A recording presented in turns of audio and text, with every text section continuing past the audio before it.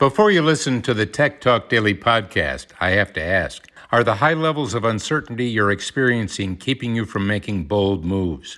Are you able to clearly see and act on the game-changing opportunities the pandemic has created?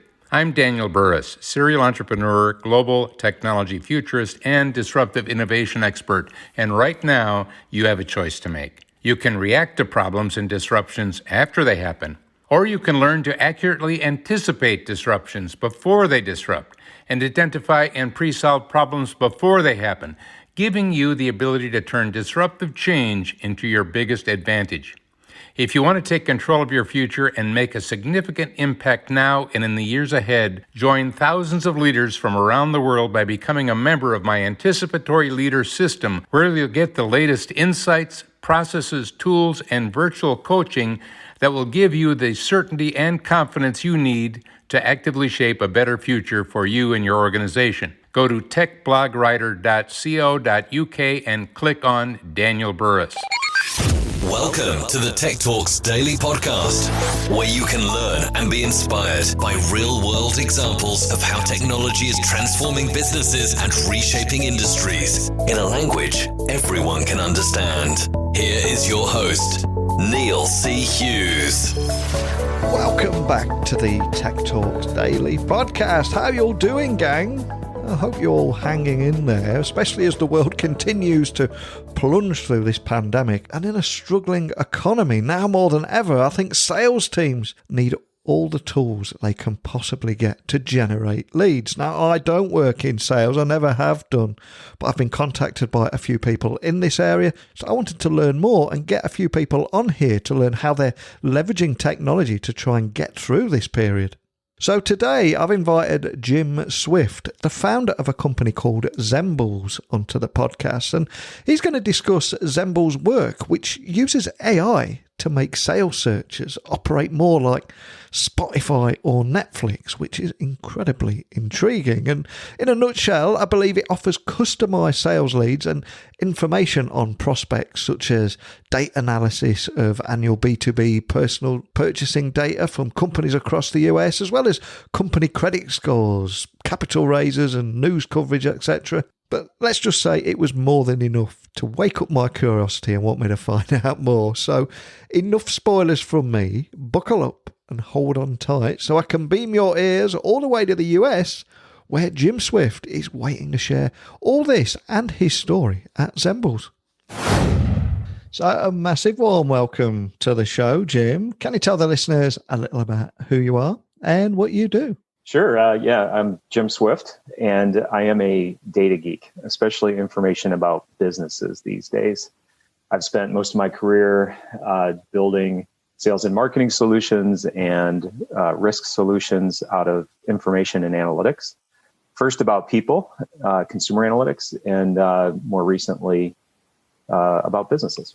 I'm excited to get you on the podcast today because as the world continues to plunge through this pandemic and struggling economy, I think now more than ever before, sales teams need all the tools that they possibly can get their hands on to generate better leads. But while searching for contact information or company stakeholders, I believe that they're finding, in many of the cases, is finding that key information that tells customers, potential prospects, spending habits, credit scores, capital raises, etc., that would indicate the organization's actual market value can be quite troublesome. I mean, but can you expand on the scale of some of these problems? Sure.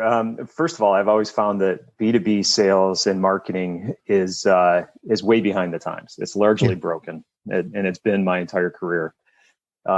Growing up in the consumer analytics space originally gave me a view into what's possible in terms of being able to target offers to consumers. One-to-one marketing became popular a long time ago because we were using analytics to figure out, well, what is this person really all about? Labels don't really work. So how do we leverage behavioral data to best fit our products into the consumer world? And if you think about how that's evolved in our day-to-day lives, it's amazing. And so why aren't we doing some of the things that we've learned in the consumer world over in the B2B sector? And as I became increasingly frustrated, I just started spending all my energy into figuring out what to do about that. And The problem with the B2B world, if you're a salesperson, is that most of the point of view that everyone has is based on two things. What does a company do and how big are they? Which is great. It helps us understand if the data is accurate, how we should target our time and our resources. The problem is the data that we've always relied on to figure out what a company does and how big they are has been flawed. And so to determine what a company does, we use industry codes, which would be great if everybody fit neatly into a label. They don't. And if you could get that accurate label on the business, which is really hard. And then in terms of how big a company is, we all walk around saying, well, we sell to companies that are in the manufacturing industry and they're at least $50 million in revenue or turnover.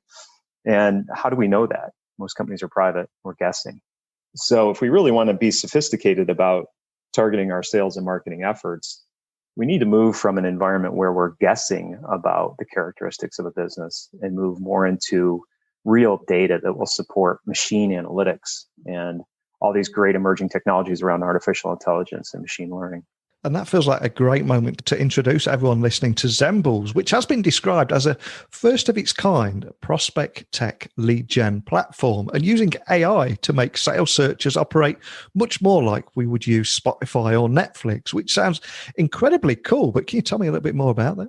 Sure. As we've brought more information about businesses into the sales and marketing arena, we found that a lot of companies that we work with struggle with how do you implement this? That once they understand the concept of how they can have access to thousands of attributes about a business, they become paralyzed because they don't have the tools internally and the resources in order to make that a reality. And so we scratched our heads and we said, what works for everybody?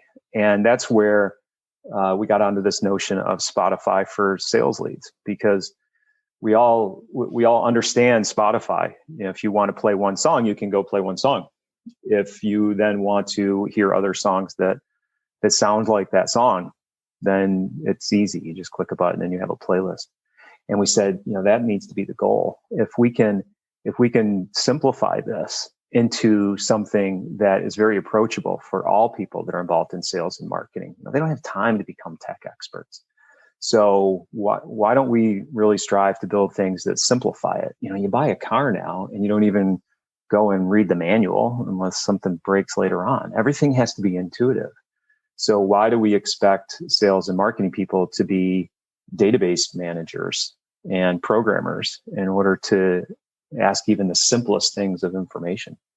And so the idea was, we have all this information. Let's make it easy. Let's leverage all the artificial intelligence tools that we build in order to create the information in the first place, in order to make it approachable for folks, and then learn from the behavior. So as you, in the case of Spotify, as you like songs and play songs again, it learns and adapts.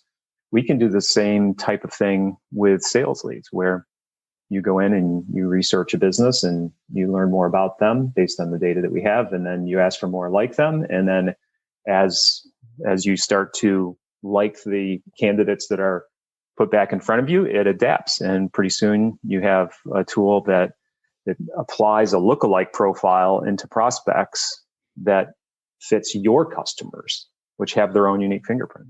And do you have any use cases that you could possibly share? Just help anyone listening understand how that could possibly work in their world too. Yeah. So the two general use cases that sales and marketing people tend to start with. The first one is research. Right now, most sales organizations have somebody in the department. Maybe it's dedicated people. Maybe it's part of the time of the salespeople, but they're out researching potential leads. Maybe they're buying a list of some generic companies in a certain industry. Maybe they're going straight to the internet, but they're spending a lot of time on Google trying to understand whether or not a particular company is qualified to buy from them.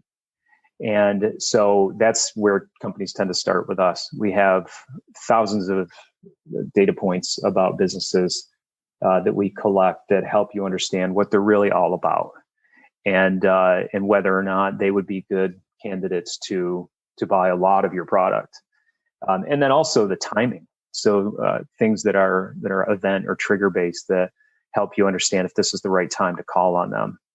And so the research function is the first one. And so businesses use our Zembles site to go out and look up information about specific companies, and it allows them to qualify and prioritize the sales leads that they have, so that they don't waste a lot of time, and they're more informed as they go into a sales call.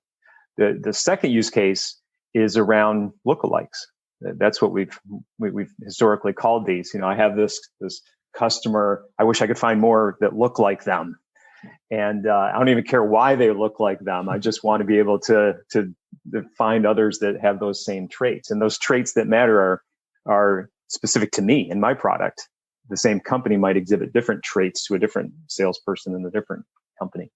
So that identification of lookalikes becomes the second use case, where I go out, I research a company that I know is a good customer, a good prospect of mine, and I hit a button, and this is why we call it Zembles, because they resemble the company that you used as your jumping off point. And so you find Zembles, and it comes back. It proactively builds a model, basically, of what the characteristics are of the company that you start with, and it comes back with other companies that look like them. And now you have these new leads that you can then do further research on to evaluate whether or not, yes, they are consistent. You think they're consistent. Sometimes the computer knows more than the people that use the product, but you can go in and say, yeah, this one looks good, and this one looks good, and this one looks good. And then you can rerun the Zembles, and it comes back taking what you've just entered, learning from that, and coming back with a revised set of lookalikes or Zembles that you can you can then go out and prospect new business. So first use case gives you more information about companies that you know, so that you're more informed and can prioritize and disqualify or qualify. And the second one finds other businesses like them that a lot of times you've missed, because you're out buying these sales leads that are based on the industry that the data provider thinks the company is in, and the size of the company that the data provider thinks that they are. And everyone works really hard to try to make that data accurate, but sometimes you're just way off. And so this way you can fill in those holes. So now you've got those use cases where you can learn more about an individual business and then find lookalikes. And you've read my mind now. I was just about to ask, how did you get the name Zembles?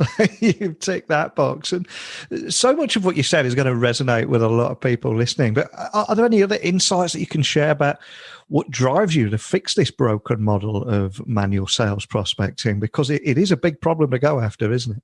Yeah, I think it's the combination of several factors. One is I love data, and have spent a lot of time trying to build interesting, creative solutions for a variety of problems using data. And the another one is to be able to see just the opportunity that's out there. Running companies for much of my career and sales teams, and just living that frustration of just wasting a lot of time, missing opportunities, wishing that we had more insight before we went into a sales call. So connecting that with having information and knowing all about data and having tools and having a lot of really smart analytics people and developers said, why don't we combine this? Why don't we go build a solution that starts to do things that already should have been done? Frankly, when you look at the consumer world, it was maybe 20, 30 years ago, people businesses were trying to market to people based on demographic data about where they lived and how old they were and things like that. And we have just evolved incredibly since then, where now you go out to the web and you do a couple of searches, and all these targeted ads come back to you based on all kinds of analytics around your behavior. And for good or bad, it can be intrusive. But if you think of all the horsepower that we've applied to that, why aren't we doing some of those things in the B2B world? And so I think it was this mix of need that we lived firsthand, expertise that we bring from the consumer world, expertise about data. And if no one else is going to solve the problem, well, why don't we get in there and solve it ourselves? Love that. And I'm curious, like, what was it that put you on this path, and where did your passion for technology come from, or should I say, where did your passion for data come from too? There's got to be a story there. Yeah. I don't know for sure. I grew up a sports fanatic and just got into the whole analytics side of it, I guess, before it was a thing, and went to school for engineering and just got pulled down this path of technology and being around problems where the application of the technology toward information was the answer. And so one of the early areas I worked in was back in the credit card marketing industry, where we were trying to really figure out things that were happening with people so that we could make a risk decision about someone, and at the same time try to predict when they were moving, when they were doing well in their jobs, when they were getting married and having kids and all these things, and just being able to apply data to that. So being at this convergence of blossoming technology, being able to do more with it, all this information, and being able to predict behaviors really turned me on. And so ever since then, everything I've done has been around trying to figure out how to develop unique data assets, how to bring technology to that, and really keep up with the technology, because it wasn't that long ago, back in 20 years ago. I'm old, but 20 years ago, it was $1 million a year to store and manage 1 terabyte of data, and it took up the size of a refrigerator in our data centers. That was in the year 2000, and now a terabyte of data is $40 and fits in your pocket. so it's all the technologies that in the types of problems that we couldn't solve as easily then, even 5, 10, 15, 20 years ago. Now we have all this horsepower. And so it's fascinating, because it's the kind of environment where you can wake up every day and it's not just the same old thing. It is a new day. And so it's just been something that's always motivated me. Love that. And I'm so glad you highlighted that, because we do forget how cheap we can have storage now. And we can go in anywhere. We can have a couple of terabytes, it just fit in our pocket, like you said. But here in 2020, what are your big goals at Zembles? Do you, especially around evolving and adapting to this changing landscape that we find ourselves in all over the world? Has your plans changed at all this year? Well, I've been through a few different crises. 2001 in the original .com bubble, it was an impressionable age for me, where everything all of a sudden early in my career seemed like everything was turning up roses, and then the internet bubble fell apart, and it was like, oh, okay, the stakes are real here. And then I went through the 2008 recession in the U.S., and so I know there's a bright side that will come through, and I know a lot of businesses, unfortunately, won't make it, but a lot of new industries will be created or will be accelerated in the crucible of these tough times, and so there's a certain, I guess, underlying faith I have in that these times will make a lot of companies stronger and interesting and successful, and so. Near term, I know we'll all power through and we'll find ways to deal with it. But longer term, I think I view Zembles is just another step in the path toward what I think is inevitable, and that is the democratization of analytics. I don't think that people should be required to go and get a PhD in order to have access to analytics. I think the world, it will come to this more and more. It has in other areas, even really close areas like the consumer world. But I think the whole future role of analytics is about challenging companies like us to find ways to make analytics approachable to everyone. And that means leveraging these tools, whether they're algorithmic tools, whether they're hardware and software tools, whatever it is, but finding ways to really simplify it. Because if in this case with the Zembles, if I'm a salesperson, the more we can make them efficient selling and take time away from learning how to access data and write queries and things like that, the better. And so to me that it's another step in this journey to try to make things approachable for kids and for grandmothers and everyone in between. There has been a lot of talk of uncertainty this year. It's all very well documented, but we are heading towards 2021 at light speed. So what excites you about the future and the 12 months ahead? Is there anything that stands out? There'll be a lot of new things, I think, that start to happen. I think it comes back to what I touched on a few minutes ago, that some industries are going to have a really hard time in 2021. I used to live on an airplane, and I haven't traveled in a while, and so I'm trying to adjust. So I feel sorry for the travel industry. But when it comes to technology, there are a lot of new companies that are starting, and the adversity that's out there in the world, I think, is creating opportunity. A lot of people have lost their jobs. Their companies are in markets that aren't as relevant anymore, and so you're seeing this move into new areas, whether it's healthcare. I think general analytics has been a hot field anyway. And I think a lot of people with an entrepreneurial spirit are moving hard in there. And a lot of companies are investing in these innovations. And so I'm really excited to see what comes out of that, because a lot of times the technology advancements that come up can be applied in many other areas. And so what kinds of things will happen, for example, in healthcare, that will create technologies that we can then leverage in other parts of the world, whether it's my business or whether it's other things that are interesting to us. So I think when times are easy, people have a tendency to kind of maybe puff up and sit back a little bit. When times get tough, I think people show the resolve, and innovation really can take off. And for anyone listening that would just like to find out a little bit more information about the work that you're doing there, or how they can get involved, or how they can help you, what's the best way of finding you online and contacting your team? The best way to learn more about Zembles is to go to www.zembles.com, Zembles.com. If you're looking for me, I am at Swifty Jim across pretty much any platform. Feel free to reach out. Well, I've loved chatting with you today and hearing about that drive to fix the broken model of manual sales prospecting and the story behind Zembles too. So I'd love to stay in touch with you and see where this leads. But more than anything, just thanks for taking the time to share it all with me today. Thanks, Neil. It was great.